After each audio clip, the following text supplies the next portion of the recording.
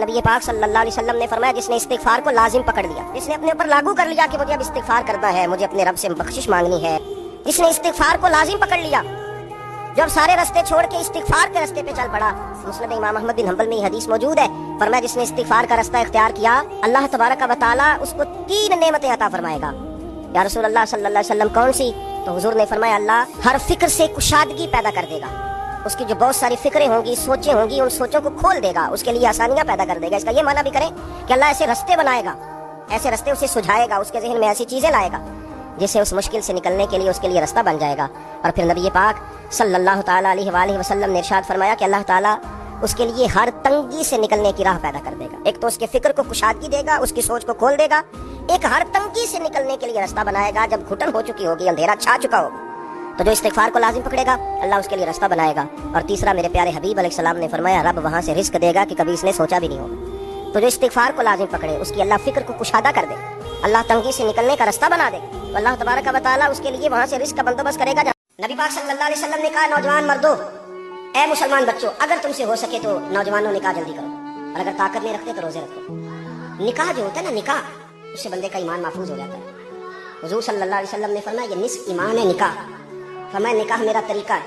जिन पे कर्जे है ना, जो तंग दस्त हैं, जो रोज रुके भेजते हैं दुआओं के बड़ी परेशानियां, वो वजीफा सुने, वो वजीफा सुने। हमारे जमाने में वजीफे लेने का रिवाज नहीं, तवीज लेने का रिवाज है। लेना चाहिए, तवीज बुरी चीज नहीं, अच्छी चीज है, लेकिन ज्यादा काम बरकत वाला क्या है?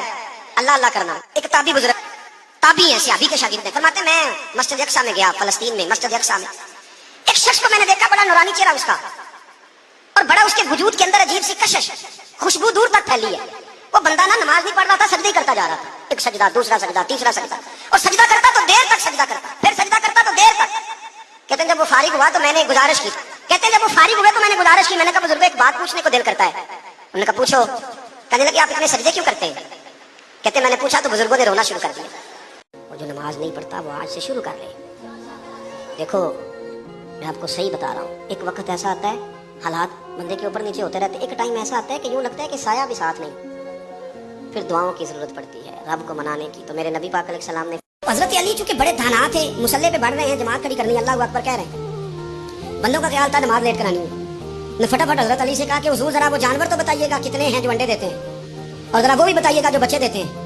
ये जरा कितने को बंदा जानवर गिने, आहिस्ता आहिस्ता बंदा शुमार करे। हो, बकरी जो है वो बच्चा देती है, मुर्गी अंडा देती है, और गाय जो है वो बच्चा देती है, और बतख जो है वो अंडा देती है। बंदा तो ये गिनने लग जाए तो हजरत अली शेर खुदा यहाँ हाथ है, फरमाने लगे घर जाके गिन लेना। मोटी सी बात बताता हूँ, जिन जानवरों के कान बाहर होते हैं वो बच्चे देते हैं, जिनके अंदर होते हैं वो अंडे देते हैं। अल्लाह अकबर, नमाज की नियत मान ली, तुम गिनना घर जाके। मोटी सी बात बता देता हूँ, वो साहब कहते हैं मैं हजरत अली रज़ी अल्लाह तआला अन्हु को जाने आया था, मैं खुद बड़ा उलझ गया।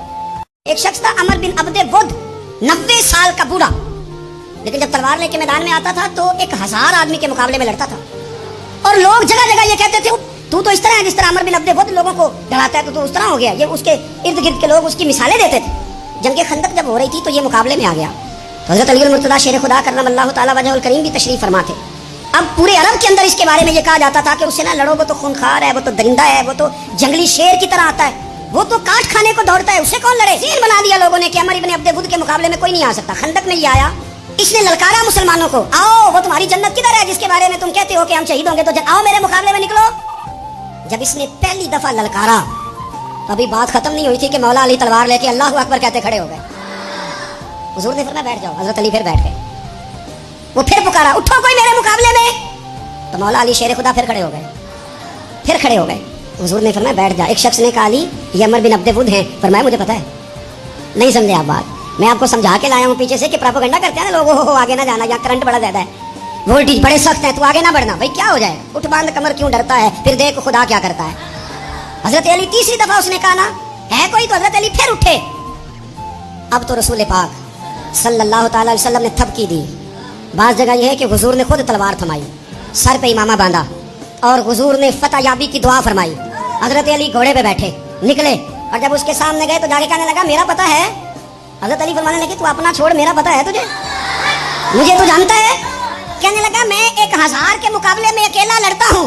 हजरत अली शेर खुदा फरमाने लगे पता नहीं तू किन से लड़ता रहा है, जाने वो कौन है जिनसे तू लड़ता रहा है, वो कौन 1000 थे जो तेरे मुकाबले में आते थे, पता नहीं। तो कहने लगा मेरा नाम मेरी माँ ने अमर बिन अब्दे वुद रखा है। फरमाया छोड़ तू, मेरी माँ ने मेरा नाम हैदर रखा है।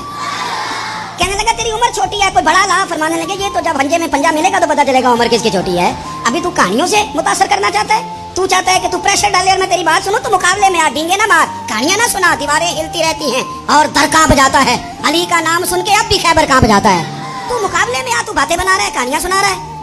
وہ کہنے لگا تو بچہ ہے، میں چاہتا نہیں تیرا خون بہاؤں. تو حضرت علی کہنے لگے میں بڑے دن سے پریشان ہوں کہ کسی بے ایمان کا خون بہایا کیوں نہیں، میرا بڑا دل کر رہا ہے تیرا خون بہاؤں. اس نے بڑی زوردار ضرب لگائی.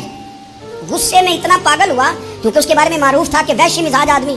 اتنا سخت پاگل ہوا غصے میں، اس نے اپنے گھوڑے کے پیر کاٹ ڈالے. پہلے تلوار گھوڑے کو دے ماری، اس کو کاٹ کے دوڑا. یہ کیوں کرتے تھے لوگ، عرب کے لوگ اس وقت یہ کام کرتے تھے کہ ہم نے گھوڑا ہی مار ڈالا ہے تاکہ ہم بھاگ نہ سکے. کہتے ہیں نا کشتیاں جلا دی ہیں کہ اب واپس جانے کا راستہ ہی بند ہو جائے. گھوڑے کے پیر کاٹ ڈالے کہ بھاگنا نہیں. اور بڑی زور سے اس نے ضرب لگائی حضرت علی پر. حضرت علی نے جب روکی تو وہ ڈھال ٹوٹ گئی حضرت مولا علی، اور آپ کے امامے کو اس کی تلوار بھی لگی. آپ نے فرمایا دکھا لیا تو نے زور، اب میری باری ہے.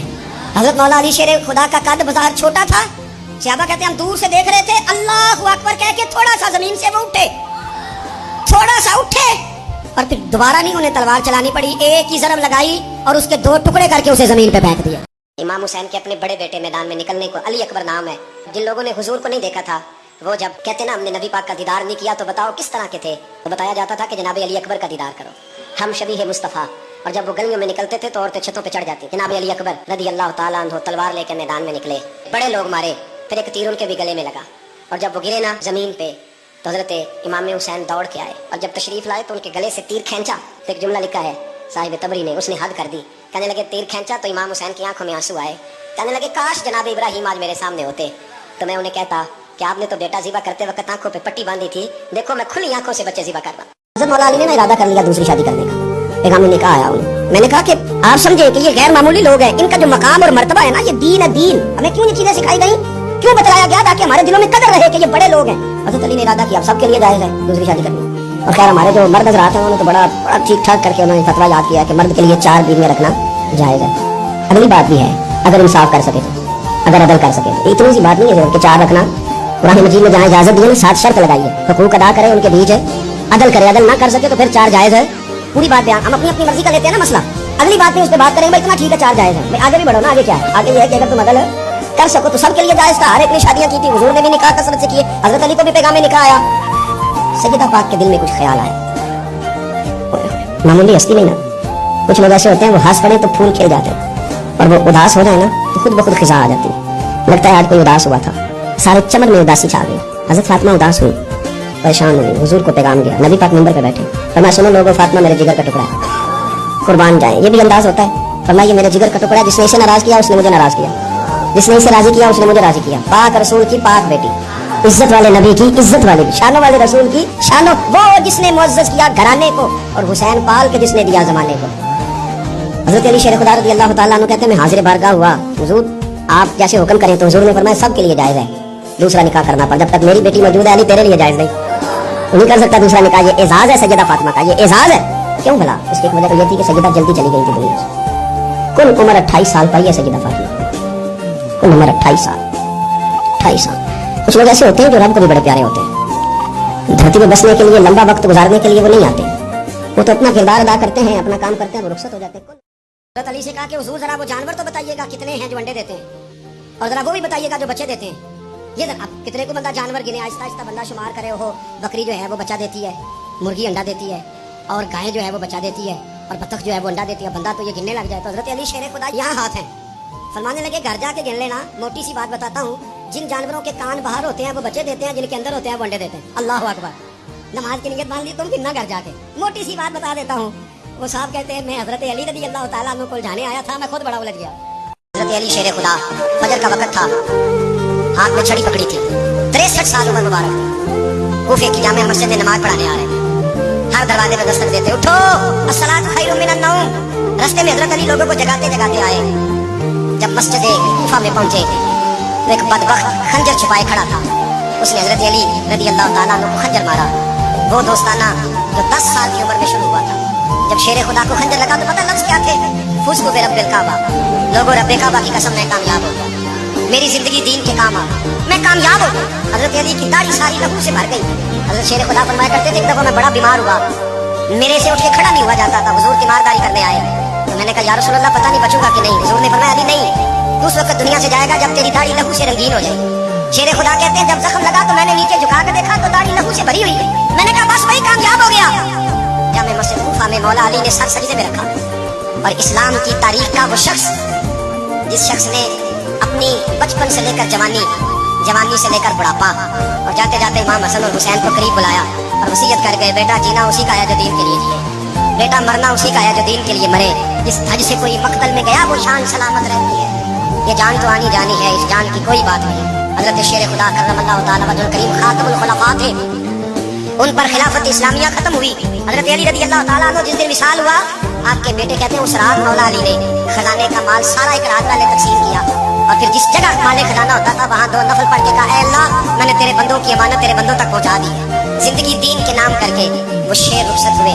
21 रमजान मुबारक की शाम ढली तो हजरत अली उल मुर्तजा शेर खुदा रुखसत हुए। हजरत अली बैठे थे, हजरत अबू बकर सिद्दीक आ गए तो देख के मुस्कुराने लगे। तो मौला अली शेर खुदा कहने लगे, अबू बकर हंसते क्यों हो? कहा हुजूर ने फरमाया था क़यामत के दिन अली जन्नत की टिकटें तकसीम करेगा। कहने लगे लगता है हुजूर ने तुम्हें पूरी बात नहीं बताई। तो अबू बकर कहने लगे पूरी बात क्या है? फरमाने लगे मुझे नबी पाक ने कहा था अली जन्नत की टिकट उसको देना जो अबू बकर से मोहब्बत करेगा, उसको टिकट देनी है जो अबू बकर सिद्दीक से मोहब्बत करे, उसको टिकट देना जन्नत।